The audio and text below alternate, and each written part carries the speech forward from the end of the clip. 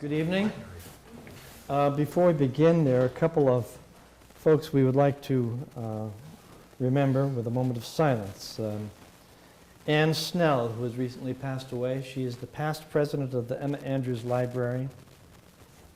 And Michael Serwin, who has passed away, the son of Frank Serwin, who is a highly respected retired Newburyport firefighter. A moment of silence in their memory, please.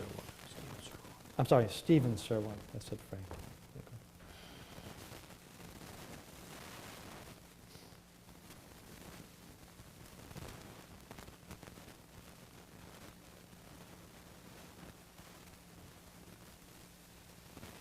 Thank you.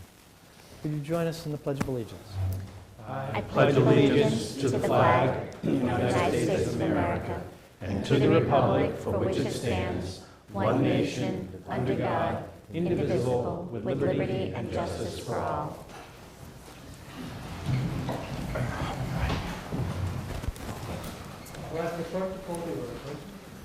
Roll call for the meeting of October 28, 2019. Councilor Khan.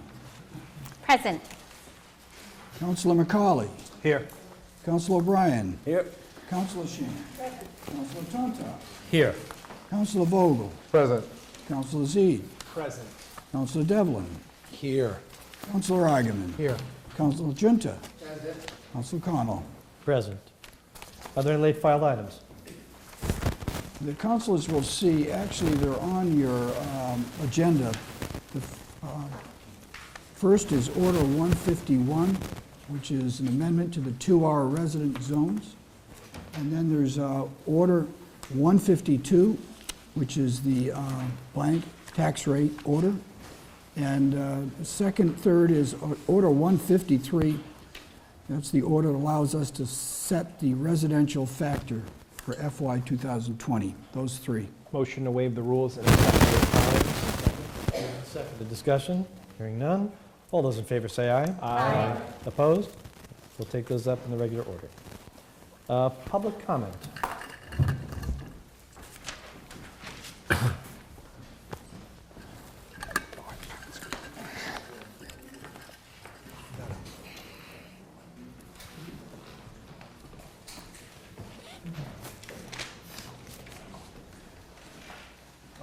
Thank you. Very well. First name on our list is Caleb Barlow. Could you approach the microphone, please? Give us your name and street address. Mr. Barlow. Going once. Twice. We'll move on. If he shows up, I'll move him to the end of the order. Scott Knight. Mr. Knight? How you doing? Scott Knight, resident of 3 Drew Street, Newburyport. I am here on behalf of the neighborhood of Phillips Drive, Drew Street, Ryan Road, and Sullivan Drive. It's been brought to my attention that there was a report done on the drainage and water problems in the neighborhood, and that the finding is that we are fine and nothing needs to be done. I disagree. In fact, I strongly disagree. There's been a problem there for a very long time. It needs to be addressed. I have lived in the city for my whole life. I was born and raised here. My parents were born and raised here. I've lived in that neighborhood my whole life. The issues have been ongoing. We've been promised many times that it was going to be taken care of, and to my knowledge, not much has been done. There's been some patchwork, but nothing major has been done to rectify the situation. It goes on and on. My personal issues, when we get high levels of water, I have to run an industrial pump in my yard to pump out water. Some of your counselors have been by my yard to see it. I keep that running sometimes for weeks at a time. It is ridiculous the amount of water that I pump out of there. To give you a rough idea, the industrial pump that I have is used in underground manholes. About half the size of this room would take about a half an hour to an hour to drain the whole room. That's the volume of water that it can drain. And I run it for weeks. I think that's a problem. I think it's an issue. It's been passed over and over, and it's enough. Something needs to be done, and the time is now. I would hope that you guys could find it necessary to appropriate some sources to our neighborhood. Thank you. Thank you. Thank you. Thank you. I failed to advise people that there's a two-minute limit on comments. Phil Cootie.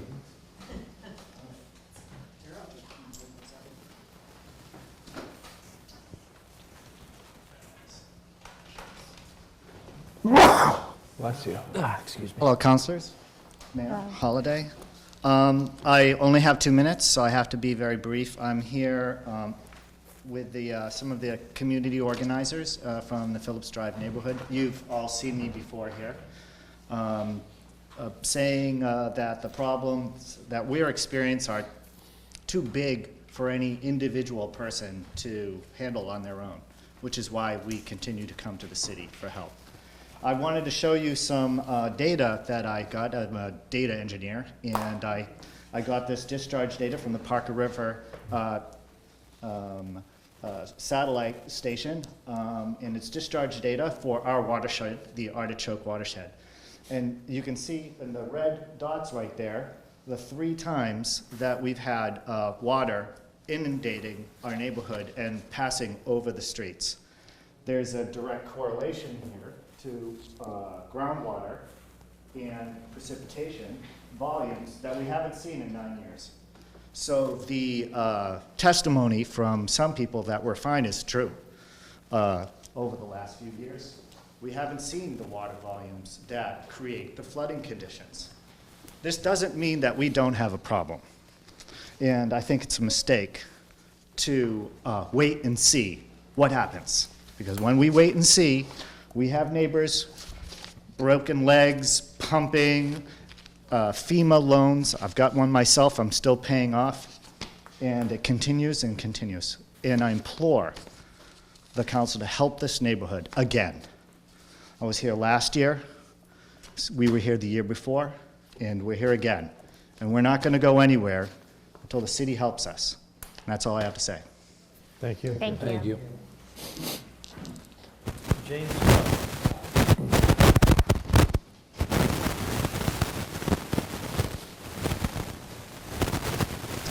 Jane Snow, 9 Coffin Street. Happy pre-Halloween. I hope you all take a little time to enjoy. I'm here to speak on the money appropriated to work on sidewalks and streets. I did go to the meeting and listen to the presentation, and it's nice to see that they've surveyed all of the sidewalks, they've surveyed the streets, water, sewer, the whole 9 yards. They have the data, and I think we ended up with a score of 68 out of 100, and somebody referred to it as a D+.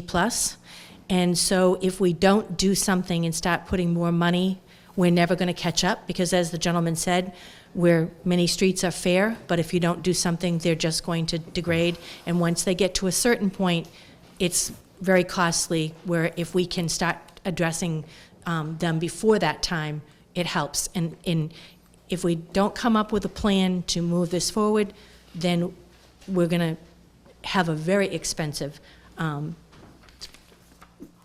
charge before us to be able to keep the streets up. And that's why people come to a city. They want to be able to walk on the streets and drive on walk on the sidewalks and drive on the streets without having fear of their losing their rims from their cars and falling down on the sidewalk. So I would greatly appreciate your consideration for that this evening, and come up with a plan so we can move that forward. Thank you. Thank you. Thank you. Richard Goulet. Mr. Goulet, I've seen you before. Yes, good evening, councilors. Richard Goulet, 25 Phillips Drive. My home was purchased in 1972, and I've been there ever since. But this evening, I just want to support what Mr. Knight conveyed to you this evening, as well as Mr. Kootenai. And lastly, I know we just have 2 minutes, but lastly, we are seeking what is the update on the Phillips Drive from the city of Newburyport intention on the drainage. Pavement cannot be surface until the drainage is taken care of. Thank you, councilors. Thank you. Thank you, Dick. And Caleb Barlow. Evening, councilors. Caleb Barlow, 366 High Street, here to speak about paving and sidewalks. I own a historic home on High Street. It's more of a stewardship than an ownership, as many others. I think if we look at what's happened here, sunken curbs, broken sidewalks, inconsistent approach to concrete. The challenge right now, though, isn't do we need to upgrade this, it's can we manage the process. If we look at any objective observer looks at High Street right now, it looks like a 1960s Chevelle that's been bonded up and we're trying to present it as looking good. You know, what's happened here is we've moved in a haphazard manner. We now have racing stripes down the street. I think anyone would realize that this is probably degrading the street, and this was a simple debacle of not understanding the metric system. We have, in my case, curbs that didn't exist, that after notifying the city, they paved right over them anyway and ignored it. You know, we can't not have curbs, things flood. If I look at, you know, the work that was done to put in place bricks prior to Yankee Homecoming, bricks were removed between the brick sidewalk and the street by just literally taking a cutter going down and letting small pieces of brick fly without resetting the brick properly. There are driveways throughout High Street that are labeled rip and replace, and the work has never been done. In the case of my own home, I asked the city if I could pay for the upgrade to brick. I received a quote that appeared to be absolutely outrageous. I approached the city about this. I approached the DPW about this. I even pulled the contract. And it turns out not only was I correct, but the quote from the city was double what is actually in the contract. Now, in many worlds, there's a term for that. So what's going on here? But what's also fascinating when you read this contract, it's an incredible library of everything we're not doing properly as we manage this project. Curb heights and everything else. So my point to you is this work needs to be done, but first we need to hold ourselves accountable for the lackluster work that isn't properly being done on High Street. Thank you. Thank you.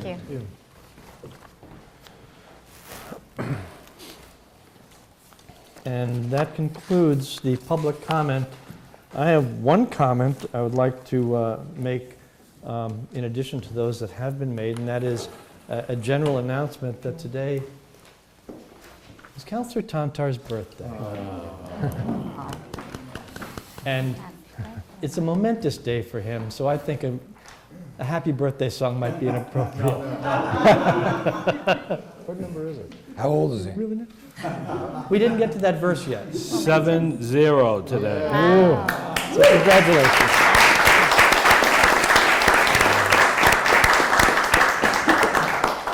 I noticed I was driving around all day with my blinker on. Just happened. Just happened. Oh, good. Well, congratulations. You've made 7 years of reasonably steady progress. I think it's time for the mayor's comment. Mayor Holliday. Thank you, President Connell, members of the City Council, members of the public. Lot to talk about. I'll try and keep it as brief as possible. Beta Engineering, as you know, was here last week.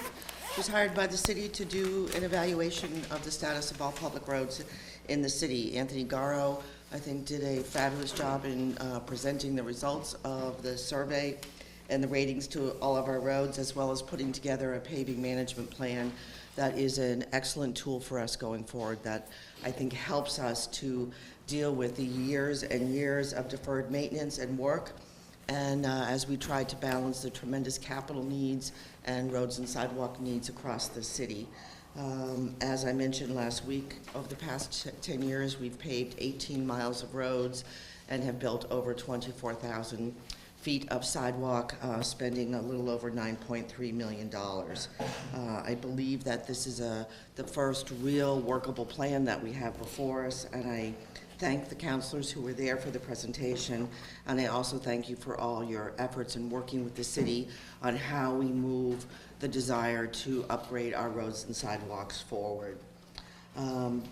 I know that there's been, some back and forth, but I think that we've come to consensus here on a way that is fiscally responsible, also takes into consideration our AAA bond rating that is really important to maintain, and that I am, making a commitment from my administration that we will spend $1.5 to $2 million going forward every year with a combination of Chapter 90 state allocations, free cash, grants, and bonding.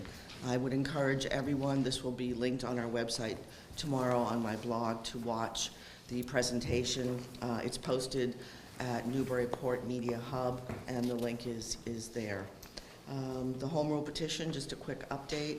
KP Law, as I had mentioned to you, had subbed out the title work and for all of the NRA property. The third reading legislative committee was requesting deeds, copies of deeds for all the property. They have completed searching for all the deeds. Now they're putting it together in some type of cohesive report that will go forward to Representative Spoliotis and his group. I will let you know as soon as that work is finished. There's a couple pictures in my update about the loam that has been put down on the NRA lot. They continue to move forward on that project. Thank you for your support. Free cash was certified from DOR. This past week, it's 1.872 approximately. Enterprise fund for water is 1.2 million. Enterprise fund for sewer, 974,000, and enterprise fund for the harbor master is 501,000. As you know, free cash is our unrestricted balance of what's used to fund capital, unexpected needs, and budgetary overages, such as snow and ice in particular. It's about $273,000 less than last year's free cash figure. New growth, which also represents properties that are coming onto the tax base that involve alterations, additions, and new construction. That came in at approximately $732,000, and that is about $253,000 less than it was last year. So in light of the slowing of free cash and new growth, we will continue to remain conservative in our revenue projections. We look forward to our meeting on the 19th with school committee and city councilors as required by charter to really do a deeper dive into the city's finances as we move forward on our preparation of FY21 budget. We have submitted information for you, which obviously will go to committee, on the FY 2020 tax rate. And as a result of the decline in new growth and in free cash, we are recommending that we go up the full 2.5% this year, which would be a tax rate of $12.84 per 1,000, and look forward to working with you further on that. Wanted to also let you know that we had an active shooter training, unfortunately, but it became necessary. Staff were asking for it. They were feeling uneasy in light of the amount of shootings that have been happening around the country.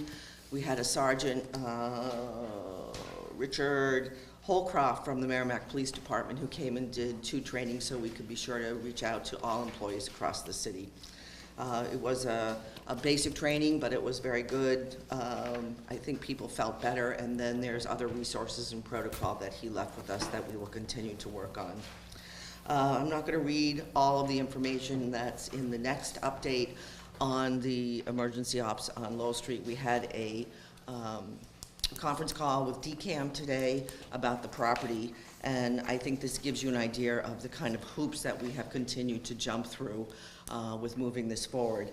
I think one of the biggest things to note is that on November 8th, their bids for appraisers will come in. We have the option of picking either a 30, 60, or 90-day appraiser, and obviously the price varies, and then we send them a check on after we pick the appraiser, and then we will begin moving forward, because I think that's the most important and significant piece of information that we're looking for, is what is this piece of property going to cost the city if we go forward, and we did confirm that it is about 25% of the market value for the price. One of the things that sort of surprised us this week is that we realized that in 2003, inadvertently, this building was added to the historical inventory assets in Massachusetts, which it shouldn't have been, and they acknowledged that. They said it's basically housekeeping. We do a memorandum of agreement with the Mass Historic Commission, and they will correct the record and take this building off of that listing. Then there's a series of other dates and advertising and a public hearing that has to happen. So it's all there for you. And then the next pieces the final pieces, we're working on a license agreement with the military division so that we, before we move forward on making any decisions, we'd like to do some 21E testing and know what the soils are like at that building. So that will be happening also. The Cutter Fire Station, preliminary estimates and a conceptual design were presented by Winter Street Architects on October 15th, and I think all of you know there are many constraints on this site, and the estimate came in over $8.8 million. So consequently, we've asked Winter Street if they would go up the street across from C&J to the property we own by the entrance to Little River, and take a look at whether or not that would work for doing a new fire station there. It would be one level, flat roof, more solar. We wouldn't have to pay, which is I think close to $300,000 for us to find temporary relocation for equipment and the firefighters. There wouldn't be an elevator. So there's some advantages to that site, but I'm sure there's other things that are of concern. But we're going to work with Winter Street, survey the property, and then we'll figure out. And much of the work that they've done, they can reuse by just moving things around from a two-story building to a one-story building. We will keep you posted on how that goes forward. We did a vaping forum. Some of you were there last Monday night. Unfortunately, I don't think we should plan anything on a Monday night that the Patriots are playing. However, there is a video of that presentation that should be finished, edited soon, and posted on Newburyport Hub. I would encourage parents and people to take a look at it. Our Neighbors Table had their annual fundraising breakfast on October 22nd, and Lindsay Height has been doing an amazing job as the executive director and has been really focusing on food insecurity in the city of Newburyport. They provide food to community service on Summer Street and work with other nonprofits in our city. And I just wanted to let you know that the PCB cleanup, the bids came in. Nice to see the bids came in as expected, and it was awarded to NRC East Environmental Services for $237,997, and they're still working on some other soils and other information they need before they can start the excavation, but that's anticipated to start late November. And then once the cleanup is done, the rail trail will open again as it was previously, and then we'll continue to look for additional grant money to be able to raise the rail trail. And in terms of Phillips Drive, I just wanted to point out that we had tentatively worked on doing a meeting this week, but it was recommended by some of the Phillips Drive residents that we wait till after the election. So we're looking at probably the second or third week in November to hold a updated meeting to present the results of the work we've done to date, and I will certainly get that information out to you on when that meeting is. And finally, those of you who are running for re-election and have a competition, best of luck. And please, everyone, don't forget to vote November 5th. We need to have more than 15% turnout. Please, can we hit like maybe 40? Wouldn't that be great? Anyway, thank you. Thank you, Mayor. Are there any questions from the councilors? Councilor Khan. Yes, thank you, Mayor, for the update. Question on the report that was done by the Beta Group. Is that also that presentation also on the city's website?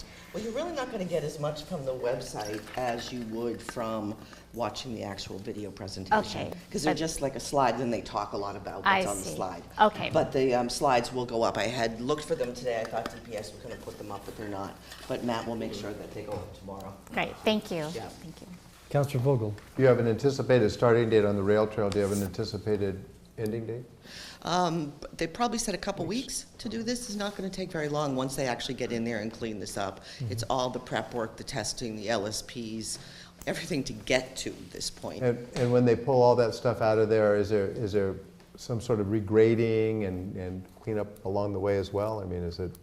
Well, I mean, they'll leave it in reasonable form, but it's still going to be, As a- you know, as it was before, Yeah. like a dirt path. Sure. I mean, at least people will be able to take the fences down, people will be able to walk and use it until we shut it down, once we get money to actually raise the road or the trail. Thank you. You're welcome.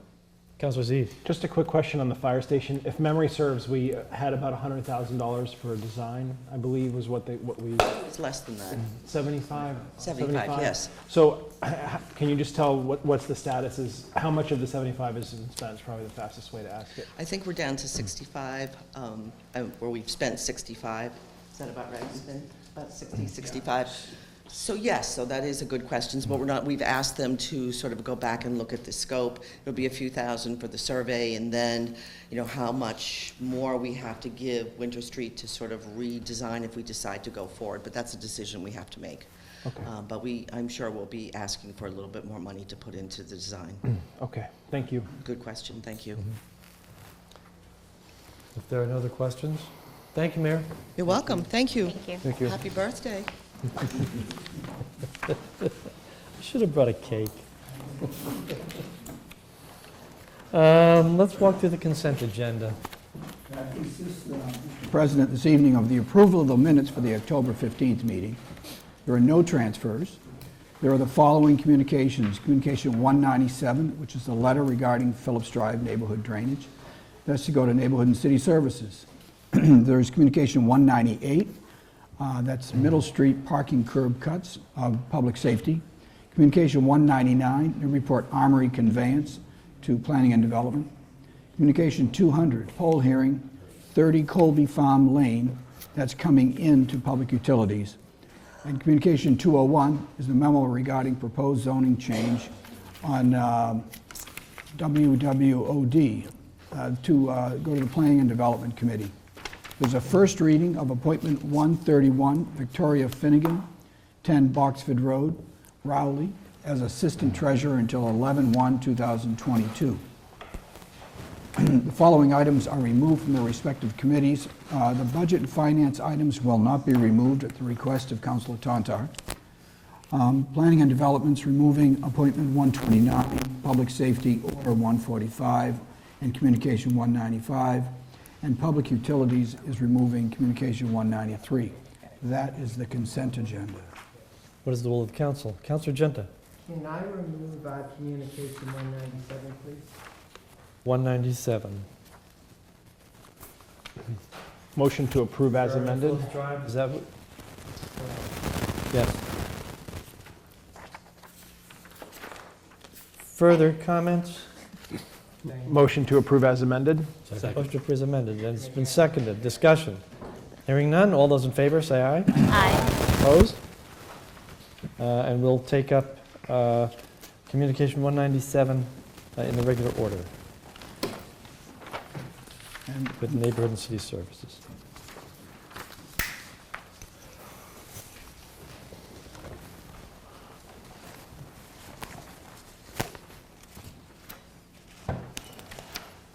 Okay, and on we are to the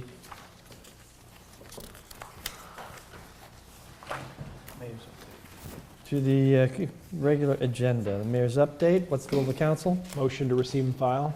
Second. Moved and seconded. Discussion. Hearing none. All those in favor say aye. Aye. Opposed? It's received and filed. Appointments. this is a second reading, appointment 130, Susan Brown, 40 Fair Street, to the Tree Commission until 10/1/2022. Motion to approve on second reading? Second. And there's a second. This will require a roll call. Is there any discussion first? Hearing none, we'll ask for a roll call, please. Councilor Khan. Yes. Councilor McCauley. Yes. Councilor O'Brien. Yes. Councilor Chan. Yes. Councilor Tontar. Yes. Councilor Vogel. Yes. Councilor Z. Yes. Councilor Devlin. Yes. Councilor Agaman. Yes. Councilor Junta. Yes. Councilor Connell. Yes. Very well. Orders? Point of order, Councilor. Don't usually do communications before appointments, and we have a communication. That is correct. Yep. We do. Thank you for that point. Communication. 197. 197, that's the letter regarding Phillips Drive neighborhood drainage. Motion to refer to neighborhood and city services. Seconded to City Services. Discussion? Councilor Genta. I just wanted to take a minute to spend some time to talk about this neighborhood, because the residents all decided to come here today, so I thought we should speak for a few minutes about it. This neighborhood, I've spent a lot of time in it, and really, to me, appears to have two problems. Of course, the main problem is the drainage. And for folks that don't know this neighborhood, it's sort of a valley, where the area around it, whether at Cherry Hill, Hoyt's Lane, or you're up on 113 and Story Avenue, everything seems to come down into this neighborhood. And the very bottom of Phillips Drive is sort of ground zero. It's where all the water goes. At its worst, we had one home that had 2 pumps that ran continuously 24 hours a day, and another home next to it where the homeowner had to vacuum their basement floor 3 times a day. It is a serious problem. The neighborhood is full of swales that have not been maintained. They have not been cleaned out. And the infrastructure is that second big problem. Because there's so much water in this neighborhood and it's flooded so long, that we're starting to see the water pipes break in the neighborhood, whether it's services to people's homes. We've had 2 homes across the street from each other. Both lost their services to their house within a very short amount of time. And again, I'm not an engineer. It just seems odd to me that 2 water services would break in a short period of time.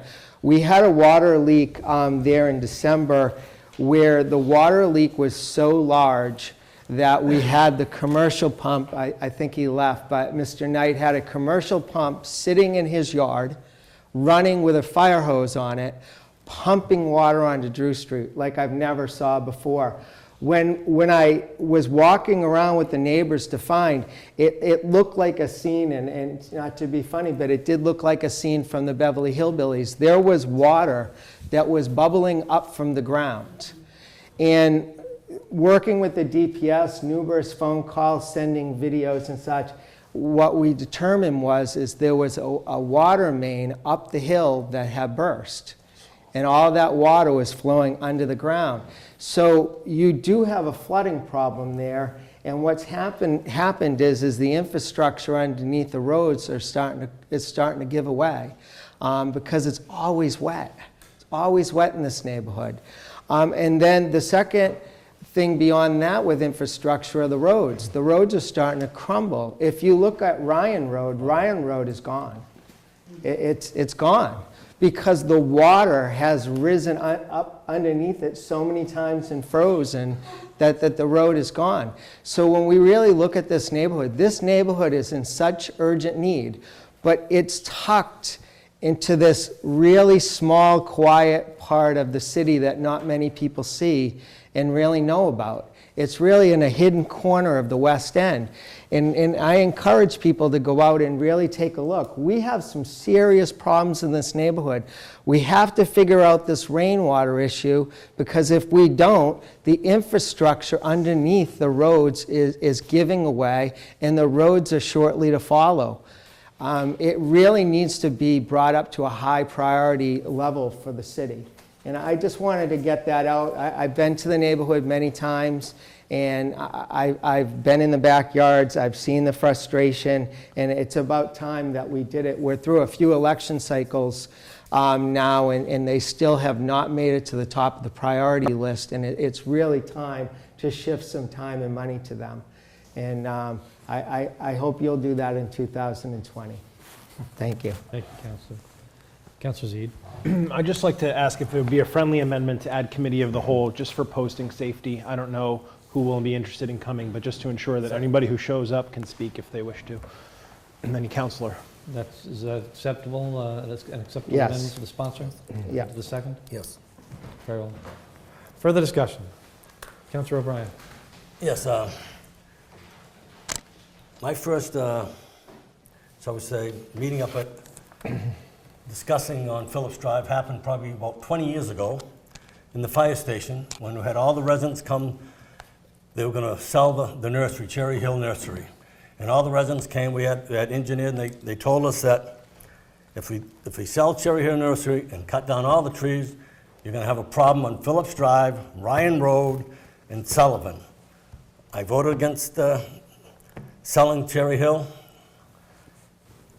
What happened? They sold Cherry Hill, and then probably 18 years ago, I was in Mr. Goulet's house, standing at the top of his cellar, looking down to about 2 feet of water, with that time Representative Paul Taroni. So it tells you how long we've been fighting, or I've been making to the higher ups. They've done some work. They did work. They put, they do patchwork here and there. But it seems like it's just so bad. If you want the Ryan Road in the wintertime, you can have a skating rink. It's unbelievable, the water that just comes there at the peak. And a couple years ago, that's where Habitat Humanity wanted to put a house. We said, no.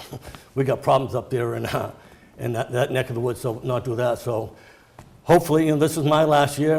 I've been 20 years fighting to have something done up there, and hopefully Mr. Goulet and all the neighbors, hopefully in the next few years, can get everything done to their satisfaction, because they've lived in hell long enough. Thank you. Thank you, Councilor. Further discussion?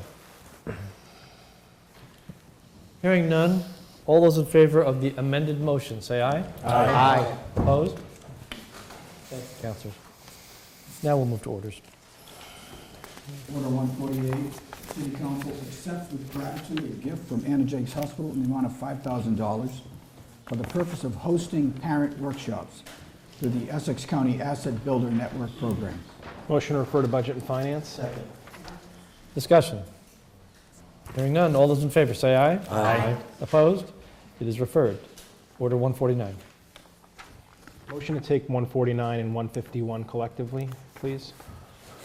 Just a moment. 2-hour parking and 2-hour parking zone. The motion is to take them up collectively, and is there a motion to approve collectively or to refer to collectively? Motion to refer collectively to Public Safety. To public safety. Refer. Is there a second to that motion? Second. Thank you, Councilor. Thank you, Joe. Discussion? Hearing none, all those in favor say aye. Aye. Opposed? Order 150. Mr. President, I'll make a motion again to collectively refer 150, which is, the acceptance of the 600K, 152 FY20 tax rate, and 153 residential factor, all the Budget and Finance. Second. Discussion? Hearing none, all those in favor say aye. Aye. Opposed? They are referred. That disposes of orders. Ordinances. First ordinance 40. is second reading, ordinance 40.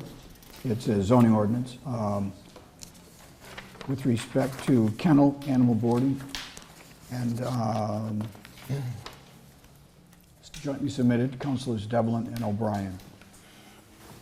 What is the will of the council? Motion to approve on second reading. Second. Moved and seconded. Discussion? Hearing none, we'll take a roll call on this matter. Councilor Khan. Yes. Councilor McCauley. Yes. Councilor O'Brien. Yes. Councilor Shan. Yes. Councilor Tantar. Yes. Councilor Vogel. Yes. Councilor Z. Yes. Councilor Devlin. Yes. Councilor Eigenman. Yes. Councilor Junta. Yes. Councilor Connell. Yes. And so it is passed. Ordinance 41. Ordinance 41 is also a second reading. That is expanding Colby Farm Residential Overlay District by including 3 additional parcels. Lots 26, 27, and Lot 5. Submitted Councilor Junta. What is the will of the council? Motion to approve. Second. I heard a second by Councilor Vogel, I believe. Discussion? Hearing none, we'll take a roll call. Councilor Khan. Yes. Councilor McCauley. Yes. Councilor O'Brien. Yes. Councilor Shan. Yes. Councilor Tantar. Yes. Councilor Vogel. Yes. Councilor Z. Yes. Councilor Devlin. Yes. Councilor Eigenman. Yes. Councilor Junta. Yes. Councilor Connell. Yes. We'll move to committee items. Budget and Finance. Councilor Tantar. If I could just rise and explain why the items that were in the consent agenda are not coming out tonight. I put them in there before the Budget and Finance Committee met last Thursday night. At that meeting, the Parks Director was there. There were a number of questions, and the committee asked that the Parks Department do a number of things before we brought it before the council. That included, going before the planning board, if necessary, to get a site review for Fuller Field, getting approval from the Conservation Committee. We needed a design for the bathroom building. We wanted some substantiation of the number of the size of the stands. I think they're planning to do 300. We wanted to know how many people attend sheets, and we wanted some data on that. And the Parks Commission would then, after they gathered that information, have another public hearing so that the public could review the change. So we're holding in committee all of the items on Fuller Field until that information is done. And it's our hope to have it done in the meeting in December. All right, that was the intent. We also held in committee the financial projection because it was a request of the Ward 1 councillor, and I agreed to spend more time reviewing the overall financial projections, and we'll be doing that also as we meet with the school committee on November 21st. So I just wanted to. Then I would... Would you like to bring something out of committee? Yes, I would. Oh, I thought we were going to go home. Well, I did toy with the idea of saying no, but just as a joke. But no, Order 119, bond order, streets and sidewalks, $10 million. Second. Moved and seconded by Motion to Councilor remove Byrd. from committee. Second. Seconded to remove from committee. Discussion? Hearing none. All those in favor say aye. Aye. Opposed? Motion to approve. Second. Moved and seconded. So you have before you, and I want to thank the Ward 2 councillor for drafting the language, what I suspect will be ordered, will be brought up as an amendment. But I'd like to talk a little bit about how we got there. So this came before... Excuse me, Councillor, so this is a Motion motion to to approve approve. the amended copy that's on our And desk. it hasn't been Is that seconded, correct? has it? I believe it was. Yes, it was No, we seconded. did not amend in committee, so it has to be done from the floor. Very well. Right. Okay. Then, Yeah. why don't, so please we do. had something to Motion discuss. to amend. Second. Mr. President, it's a bit convoluted, but everybody has got a copy in red line, and the clerk's been handed it. So first I'll summarize it, and then I'll tell you the specifics, and then I'll yield the floor back to the chair. So rather than a $10 million bond to be spent over 5 years, bottom line is will be $6 million. So $6 million, and the purpose is the same. Quote, to maintain and/or repair public streets, ways, walkways, and sidewalks, however specified exactly as follows. Under the jurisdiction of the city, including, comma, without limitation, comma, to pave, set curbs, stripe, regrade, and/or install drainage infrastructure within the public way. It is to be expended over 5 fiscal years, in no increment to exceed, so in other words, the maximum increment in a year, $1,200,000 and no cents. The final sense of the amendment is the following language that we discussed at the committee meeting.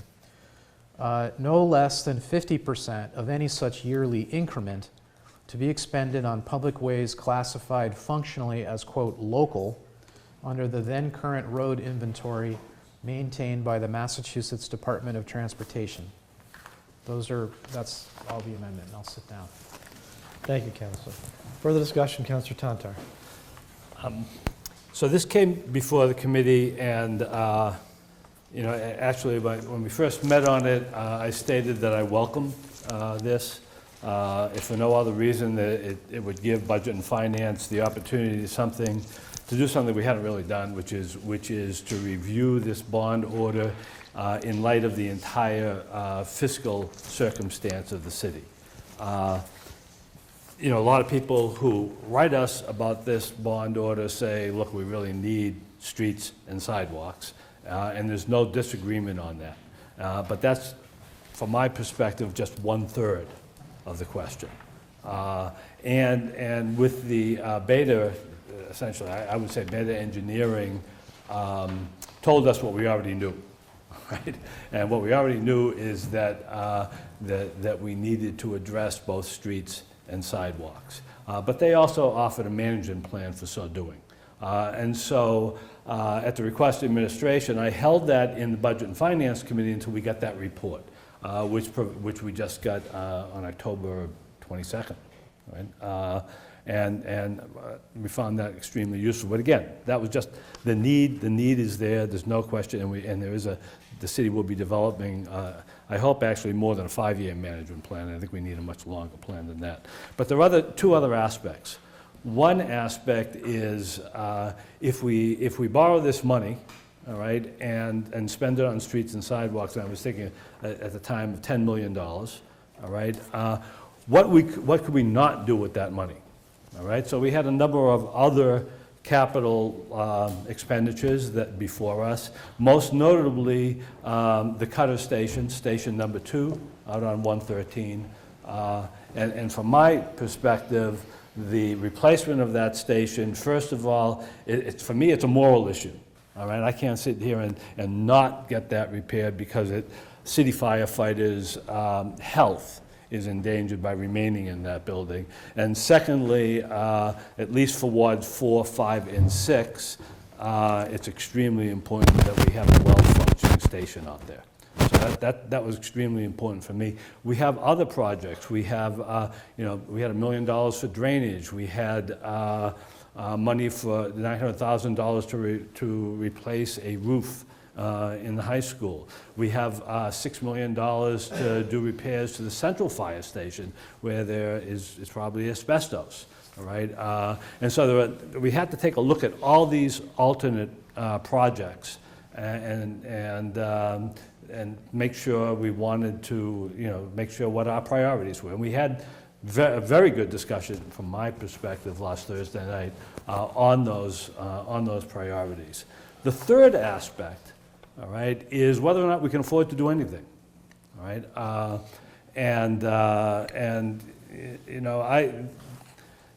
I started working on this. I got to tell you the truth. I had a conversation with former councilor and former firefighter Dick Sullivan. I think it was back in June. All right, in which he said, we really need that fire station, but I'm not sure we can afford it. And I said, Dick, I think we can. I think we have space in our bonding. We have some money falling off that we can do it. Although it, put an idea in the back of my head, and then when the budget process was over, I went and I pulled the audited financial statements. The financial director was on vacation when I did this, so usually I just pick up the phone and bug him about it. And I went through the audited financial statements, and I began to get some real doubt, all right, about our borrowing capacity going forward. And then I contacted him, and he provided me with the full end-of-year report from the accountant. And it's what is it, 130, 140 spreadsheets on an Excel worksheets on an Excel worksheet. I went through that, and because that updated the audited financial statement was fiscal year 18. This updated the information, and then I began to get some real concerns. The finance director ran a scenario in which he projected both revenue and expenditures. And the scenario included an assumption that we would bond out for the $1 million for the drainage, the money, about $350,000 to replace the communication, the room in the police department, also a health problem, and fire station, all right? And what that scenario showed, that if we borrowed $10 million, we simply would not be able to stay under the Proposition 2.5 levy, all right? So for those of you under there, if you borrow too much money, all right, or if you spend too much money, you have a choice, all right? You either have to cut something out, all right, or you have to go to the public and ask for more tax revenue and a 2.5 override or a bond exclusion, all right? And so, you know, the data it was pretty evident that we had a problem fitting everything in, right? That was one scenario. After Thursday meeting, I like the way the Ward 5 Council also show and tell, right? I'll do my, I gotta waive it. I ran 6 additional scenarios, all right? I ran, the Ward 2 Council questioned the projections that had been made because they were different than the projections that were made in the budget workbook that we got last spring, and indeed they were.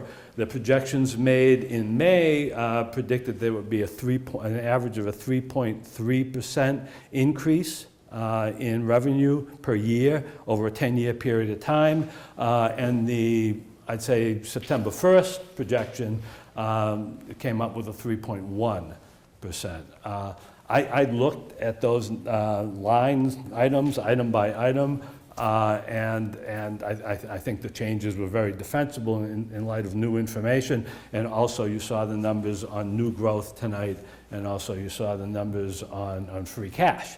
There is a possibility that we kind of peaked in terms of new growth revenue, and we should be cautious at the very least. And that 3.1% is a conservative estimate.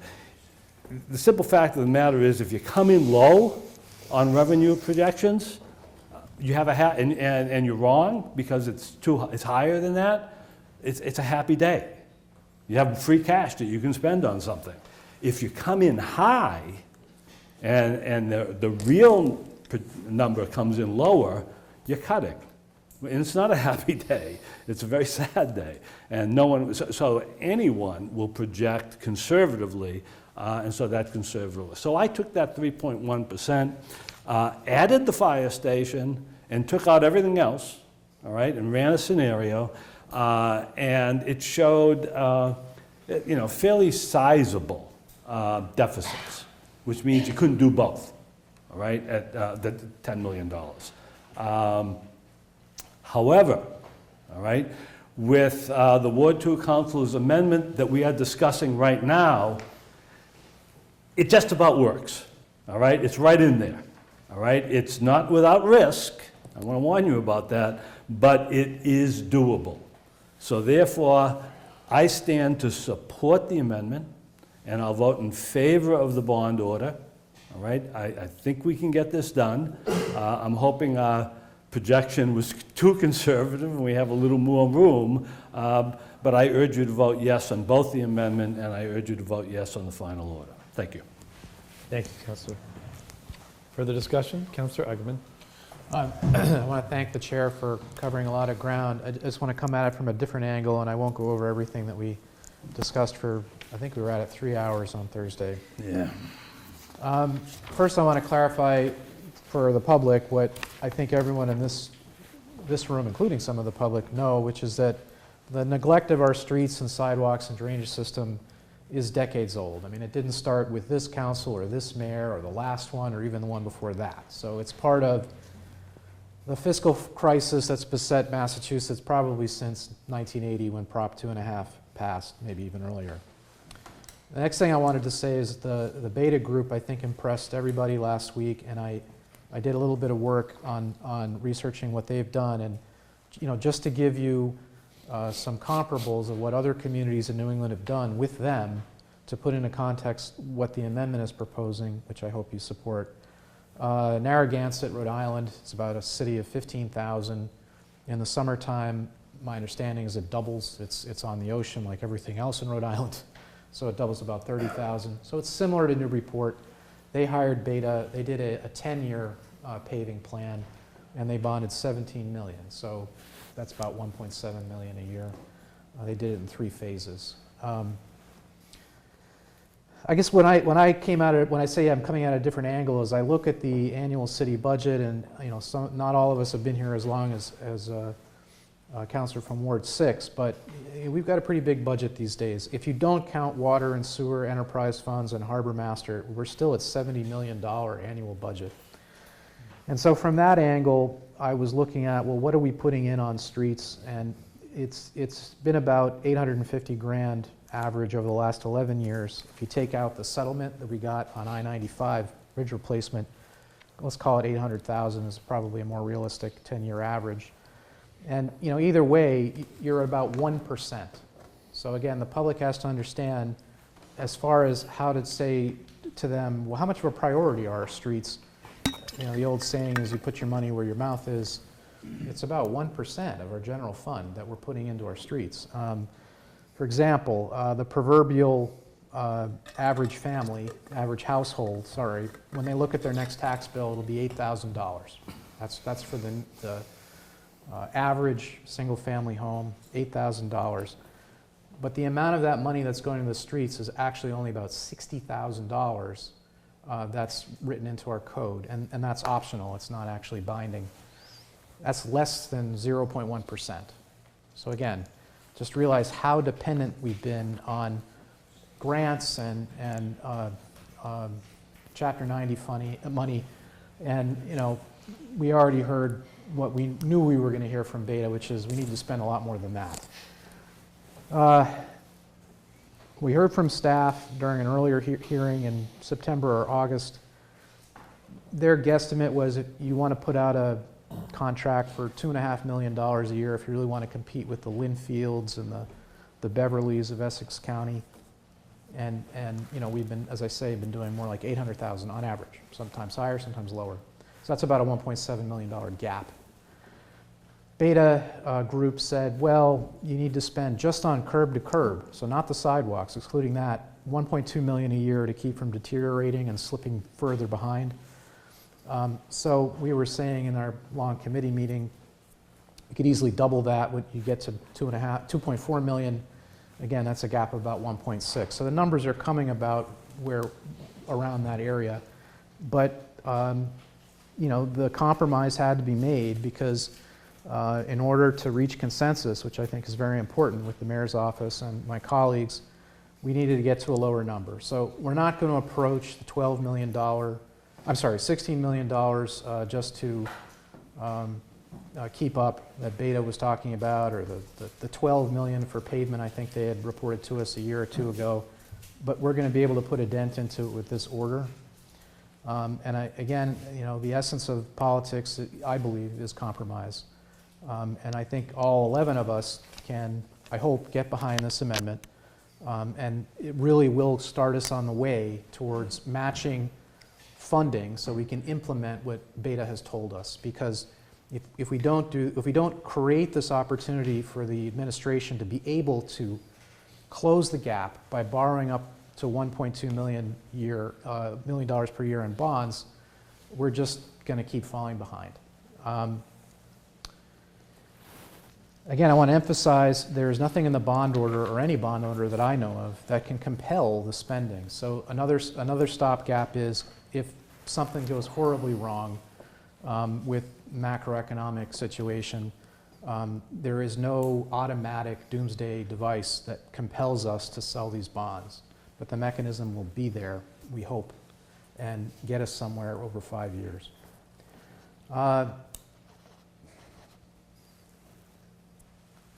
I could talk about aspects of the predictions of how much growth we're going to have over the next 10 years. But the bottom line is I think this has been analyzed at $1.2 million a year for 5 years very conservatively. It's very safe.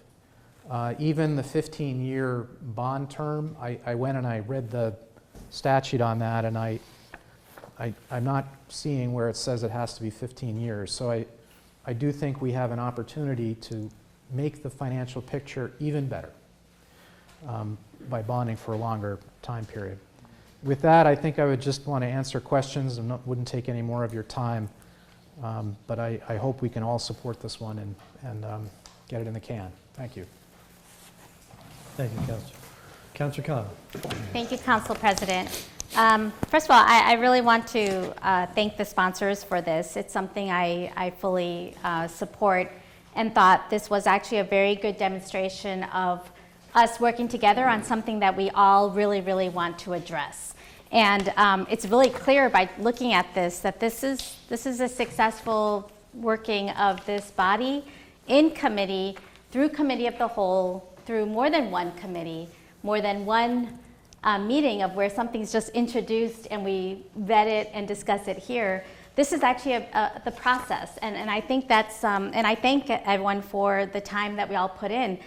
I wasn't able to attend that amazing 3-hour meeting. I was on a business trip, but it seems like so much was done because now we also have drainage included. Before it was streets and sidewalks, and I come and I find this with additional foresight and learning that the bonds you could bond for a longer time period once you add drainage. So there's a lot of good work that happened, and I will be supporting this.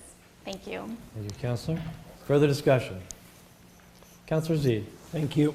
I think a lot of ground has been covered, but I do just wanted to say a couple things. Number one is we don't have to discuss the need. I think that is generally accepted amongst all. Everybody agrees that we have a problem, and I agree with the Ward 4 Councilor, the Beta engineer took a very analytical approach to come to the same conclusions, which is that not only do we have a need, but actually we're sort of drowning and that the need is getting worse because we're simply not investing enough. And so we've got to sort of decide when we want to stem the bleeding, so to say, and at least try and keep us on more of an even keel before roads deteriorate further. So that part is clear.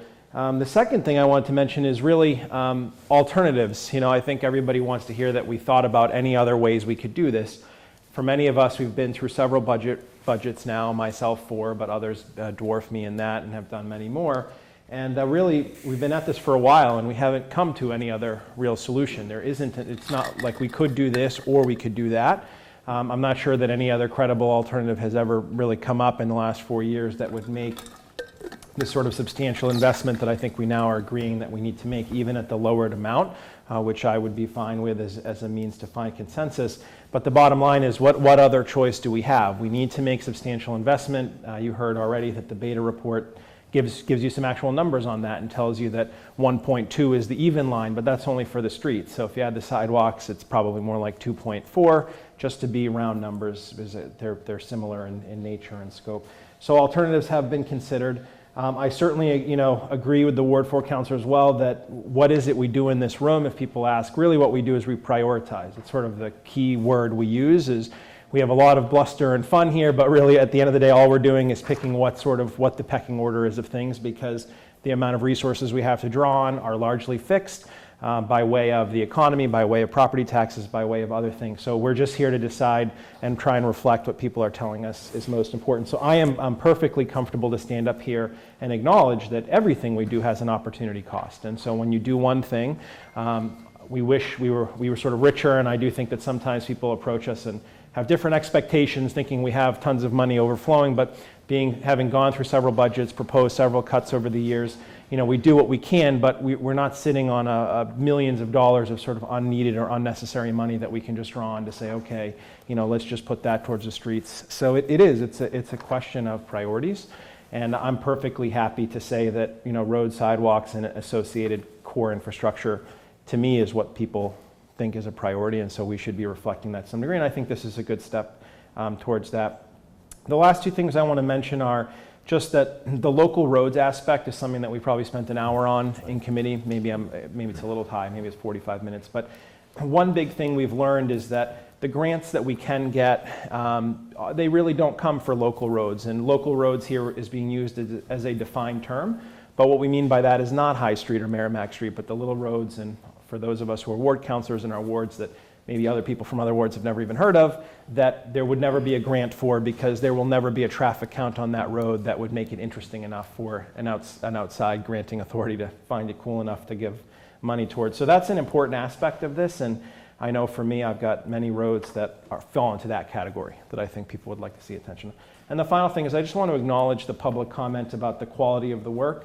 I do think there is some nexus actually between the level of investment and the quality, and we need to dive into how we're doing that process internally, how we're managing it, and so forth. There are several letters in neighborhood and city services in which we will use to kind of guide that discussion. But the nexus to this specific item here is that in some ways, particularly when you're bringing in outside contractors, you do get what you pay for. So you need to, as the Ward 2 Councilor mentioned, you need to sort of hit a threshold to get quality contractors in, and then drive with using a positive internal process to drive a good quality product at the end. So I don't want anybody to lose that and to think that we're just plowing ahead without thinking about that. the mayor's chief of staff proposed some ideas too about how we can work together in the future on deciding which roads are done and QA/QC and planning and notification and all that good stuff. Thank you. Thank you, Councilor. Councilor Devlin. Yes.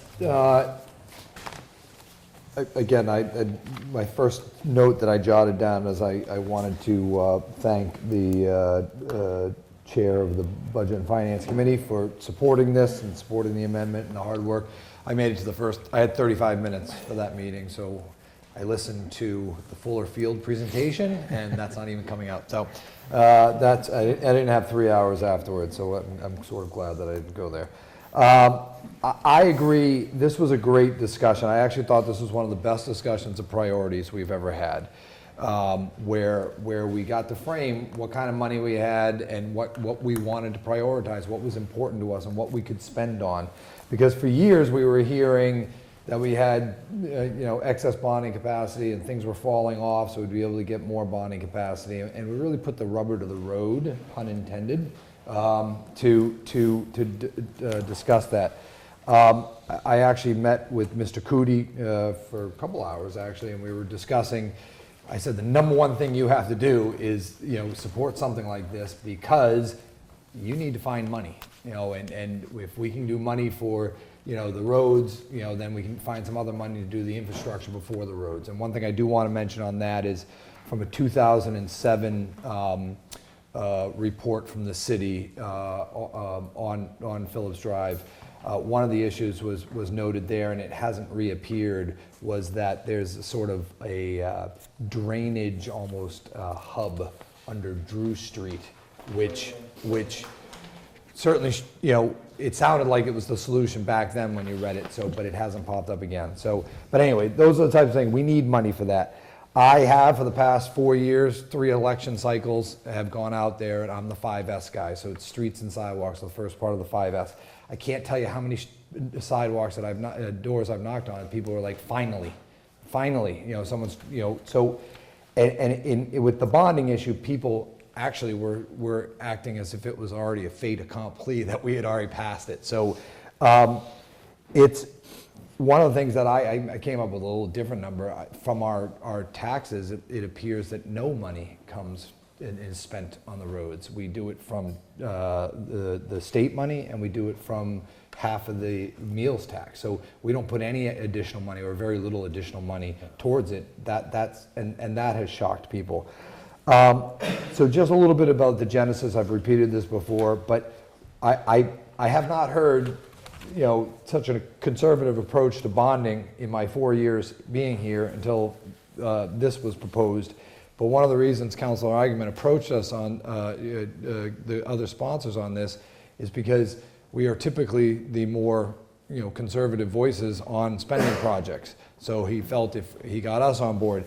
Mine was, I got involved because I just want to make sure people aware, this is not a new concept. As a real estate attorney, and if any real estate attorneys are in the audience or on TV, we look for municipal betterments. When someone's buying a house, we check with the city or town to make sure that there wasn't a bond for that particular neighborhood to do their roads and sidewalks, because we've got to figure out who's going to pay for that. Sometimes they pay for it immediately. The city or town gives them 2 options. That you can pay now, or you can pay us over the life of the bond. You can just pay us, on a monthly amount, or yearly amount, or quarterly amount. So this is not new. The other thing that I did want to mention, we kind of guessed on the $2 million. One of the reasons was I thought it was $2.5 million, that's what the road companies would give you as a municipality. For a little bit by way of explanation, that they can't go do $10 million in one city, because then they're not, they're alienating other customers of theirs. So there's a limited amount of paving companies. They'll do about 2.5 million is my understanding. Petra Paving gave us a road surface rating. And in that, we had some neighboring communities that were in the 70s to 80, and we were in the 60s. And we've discussed that there was one graph that showed what it would cost to maintain, which was 1.2 million. But that's maintaining a large number of poor roads some fair roads and some good, and some better than, or I think they termed it good roads. To get it up to where they're all fair or better was, they had a chart of $5 million over, I'm sorry, $10 million, it was $2 million a year over 5 years, which is exactly what we had suggested in the original bond. So that was to bring poor roads up to fair, and then to maintain fair roads, because that was the key thing. What they were saying is it's less expensive over the long run to maintain fair roads in a fair condition or better. So what that report said to me is, I wrote down a note on that chart. I said, that chart seals the bond. We need this money over 5 years to maintain our roads and save money in the long term. I'm okay with the amendment to $1.2 million. I don't necessarily want to pigeonhole us to using half of it on local roads. I understand the point behind it, but I'm not going to let that stand in the way. So those are just some of the things I wanted to discuss on this, and I'm glad it sounds like we're going to be moving forward. And it would be great, although I've poo-pooed this in the past, to have an 11-0 vote. Thank you. Councilor McCauley. Thank you, Council President. I'd like to thank the committee chairman.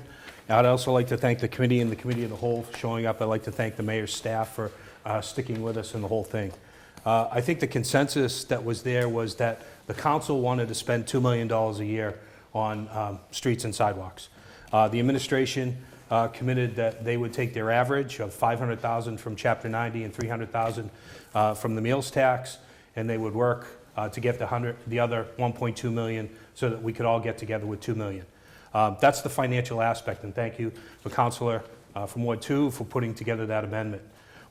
The other side of that, though, is something that I think I want to make sure everybody's aware of, is that we've committed to a paving management system. The administration wants to have representation, the council wants to have representation, the DPW wants to have representation. We want to create a long-term paving management plan so every road is identified. It's rated, it's identified, it's matched up with water and sewer and that infrastructure, so we know what our priorities are going forward. We need to build a longer-term relationship with a vendor, with an infrastructure provider. If it's $2.5 million a year, great. But we're now talking 5 years, 10 years out. We're talking $10, $20 million over a lifetime.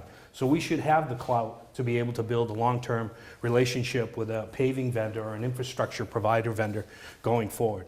So with that, I'm fully supportive of the rewrite and the amendment. Again, I want to thank everyone for their hard work and very vocal input in the meeting the other night. Thank you.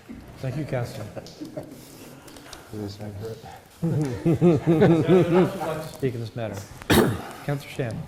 I'll be brief and I'll thank everybody that did the work, because I was here for the 3-hour meeting and it was epic, I will say that.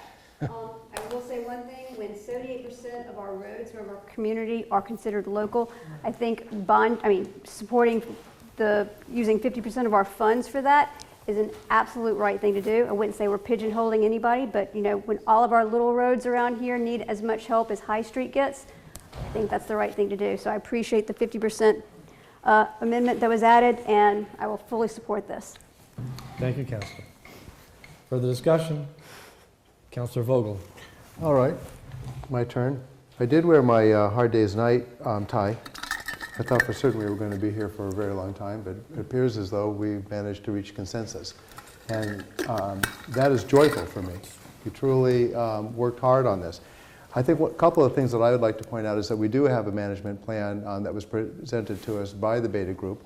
All of the streets have been looked at, and they're putting it very high tech into, give the DPS the ability to take a look at different streets and to put out the priorities. And I think that that's really a great thing. That's going to be very helpful. So we do have that. So thank you all for reaching this and making this effort and putting this effort out. Thank you, Mr. Tantar, for your considerable effort in all of your scenarios. We greatly appreciate it. This is a really good thing. This is what we stand for. I like the idea. I came in to that meeting the other night as a no, for certain, and I appreciate this effort, and I'm standing in support of this. The stopgap of this, or what allows me to do this, is that, as the councilor from Ward 2 said, is that this is not a doomsday, that if we don't reach our financial projections, that we don't have to go forward. But this is our best effort. This is a very collaborative effort between us and the administration, and I greatly appreciate it. I stand in favor. Maybe we'll get to that 11. Further discussion, Councillor Tantar. Thank you. Just briefly, in part because my wife tells me that I'm sound like Dr. Doom, and this current moment, all right, I'm very worried about over the next few years. That's what makes it different than considering budget requests 2 or 3 years ago. I'm very worried. But, and this is the positive part, I want to be positive, coming out of this, I would swear we're going to have a recession the next 2 to 3 years at least. Coming out of that, all right, on the upswing, couple things happen. Some of our debt falls off, all right, and potential, and I think things look better coming out of the next few years. I view this as a down payment, all right, to get to that point, assess where we are when we begin the next upswing. And I think with the priority on streets, sidewalks, drainage, then we can make some real progress as long as it's a priority. So that I'm trying to be optimistic, or at least as optimistic as I can be. Thank you, Dr. Doom. Is there another? Or shall I say Christopher Lloyd? No, I'm sorry. Optimistic.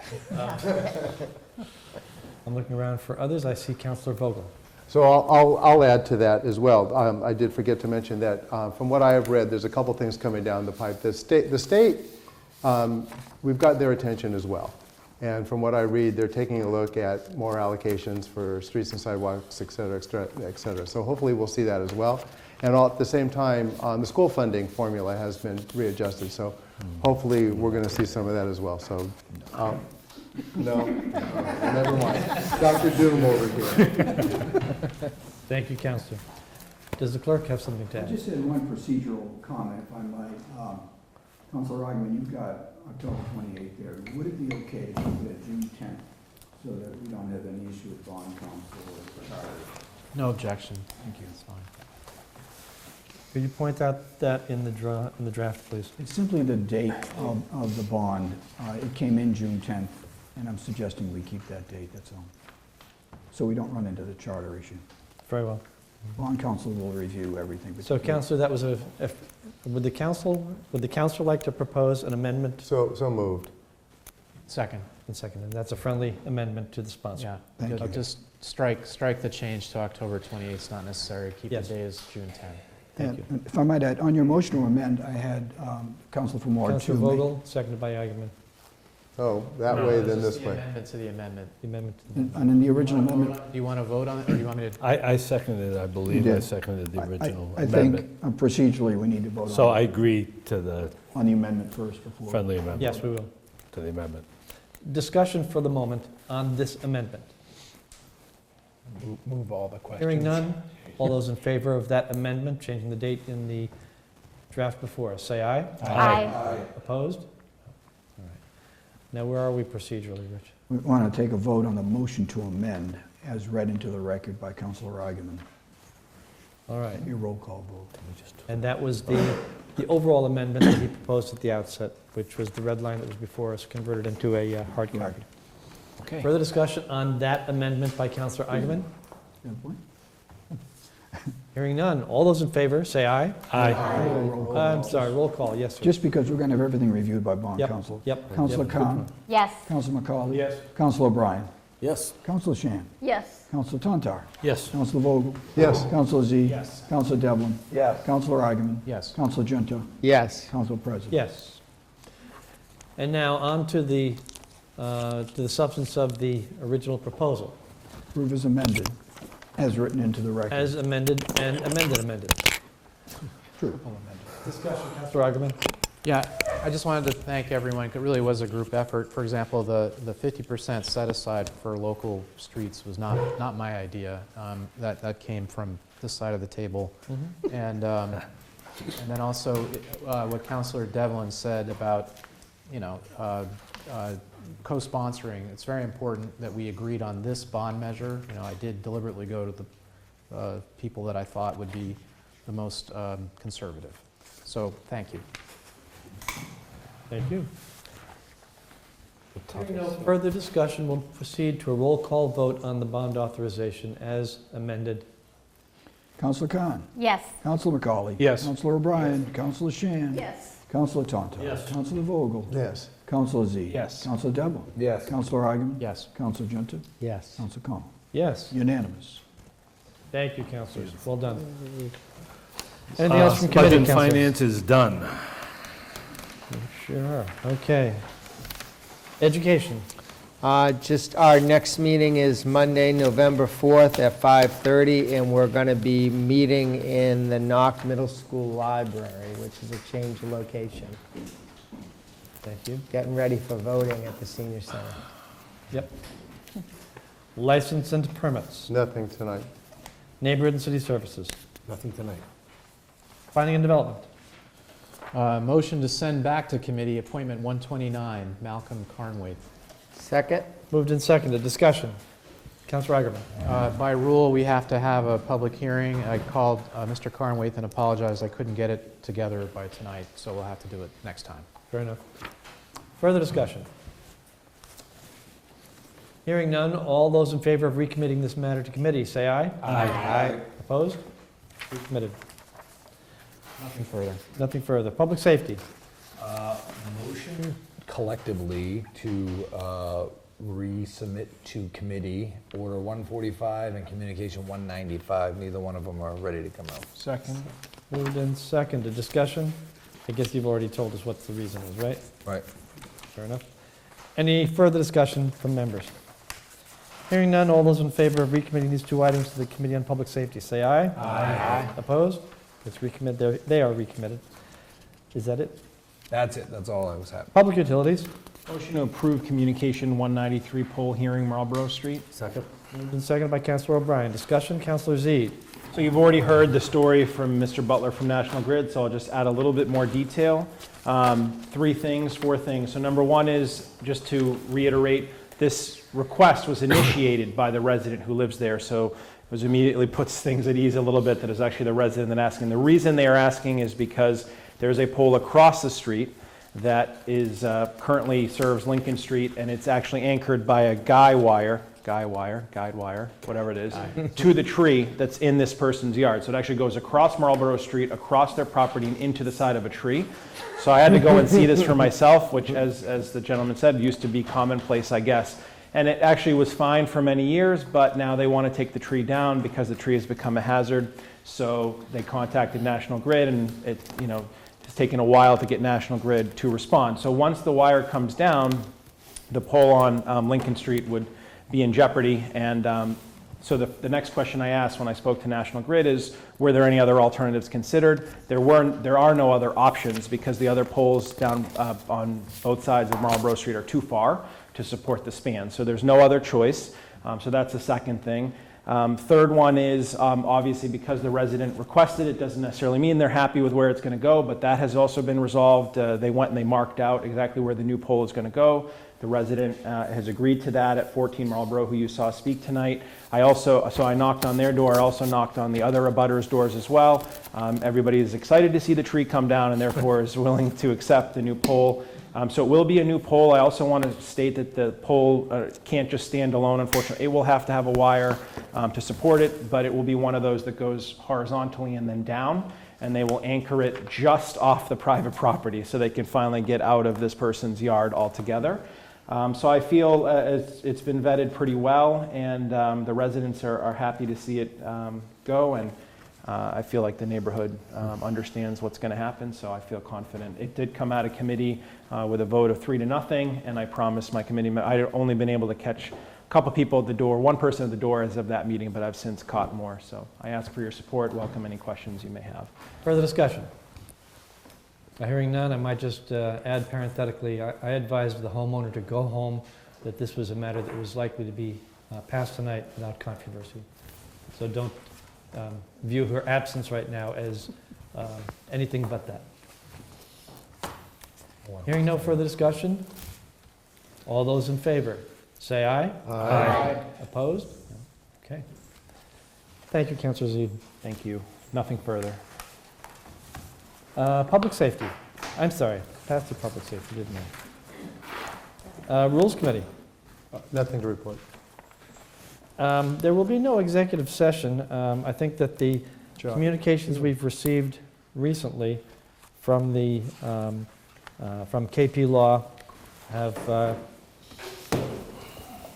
been consistent with what we've expected. I might also add, however, that the planning director reminded the attorney for KP Law that of the action the council has taken, advising him to go forward with an appeal of the most recent ruling on our behalf, and we anticipate that occurring before the clock runs out on the matter.